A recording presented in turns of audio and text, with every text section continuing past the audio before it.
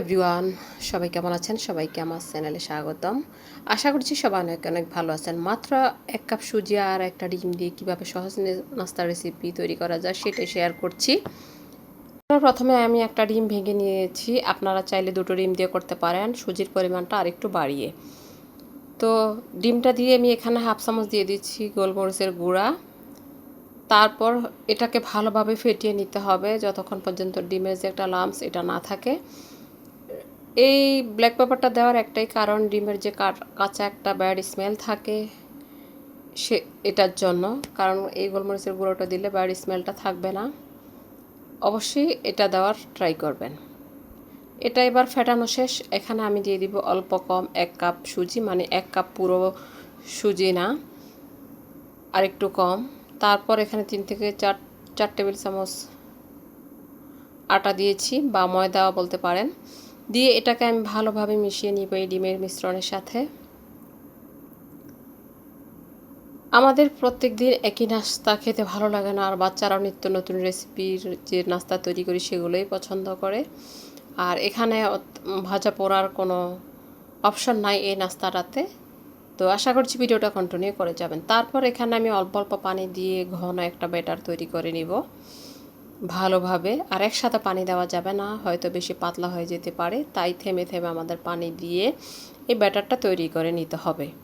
তো এই নাস্তাটা এত ক্রিস্পি, এত মজা, যদি আপনি একবার না বানান তাহলে বুঝতেই পারবেন না।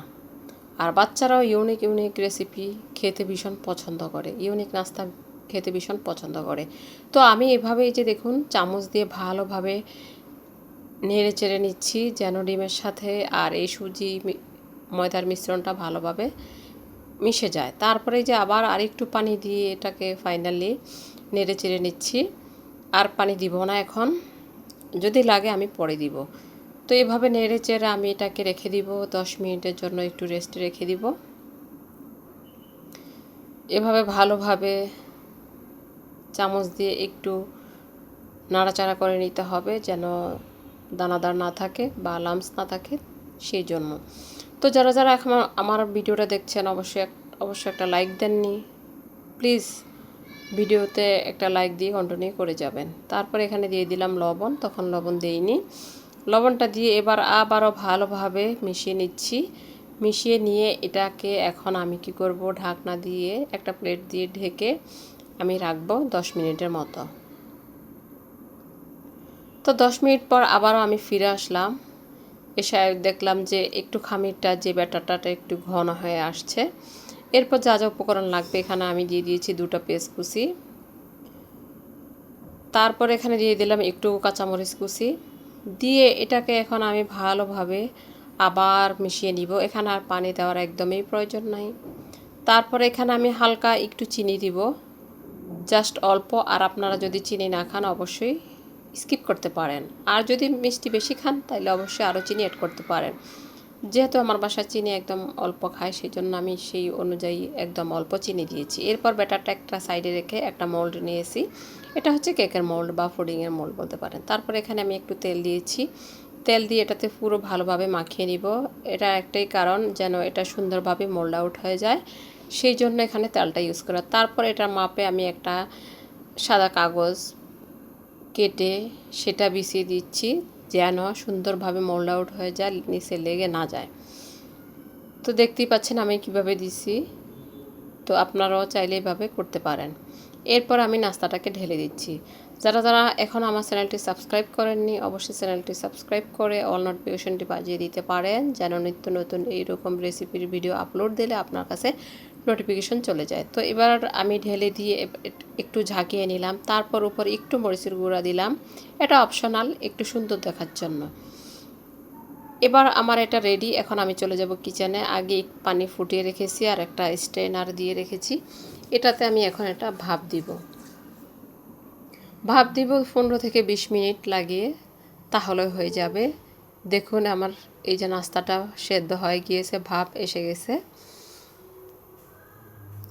আর এটা খেতে এত মজার ছিল, জাস্ট আপনারা একবার বানাবেন দেখুন কত লোভনীয় লাগছে এটাকে দেখে।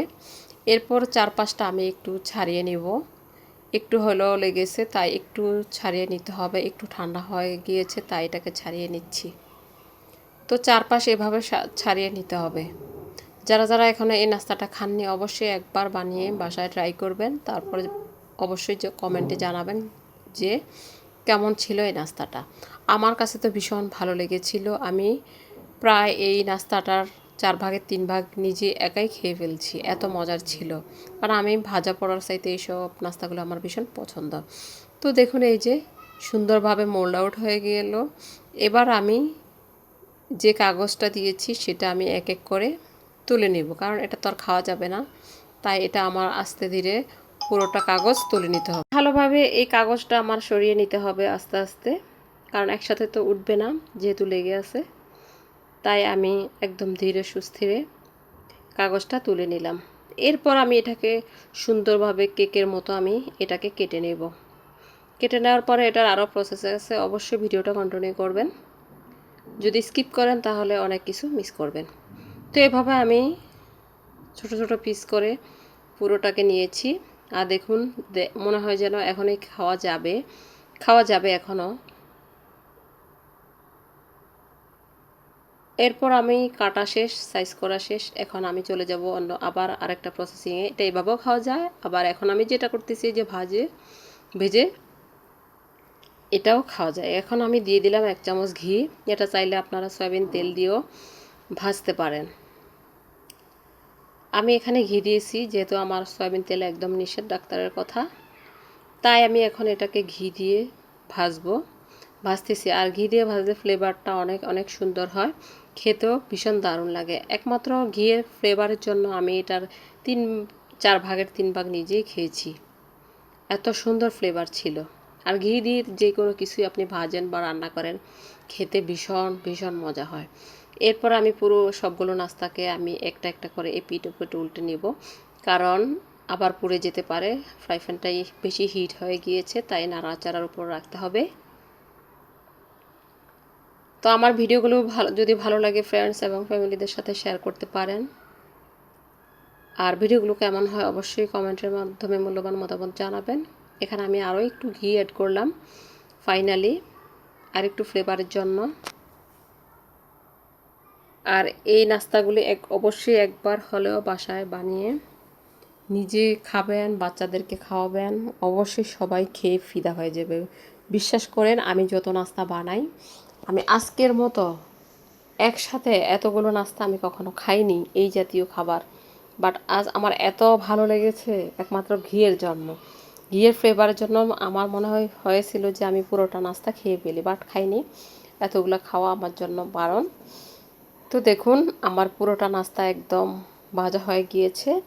এরপর আমি একটা প্লেটে পরিবেশন করলাম। কেমন হয়েছে অবশ্যই কমেন্টে জানাবেন। সবাই অনেক অনেক ভালো থাকবেন। আল্লাহ হাফেজ, আসসালামু আলাইকুম।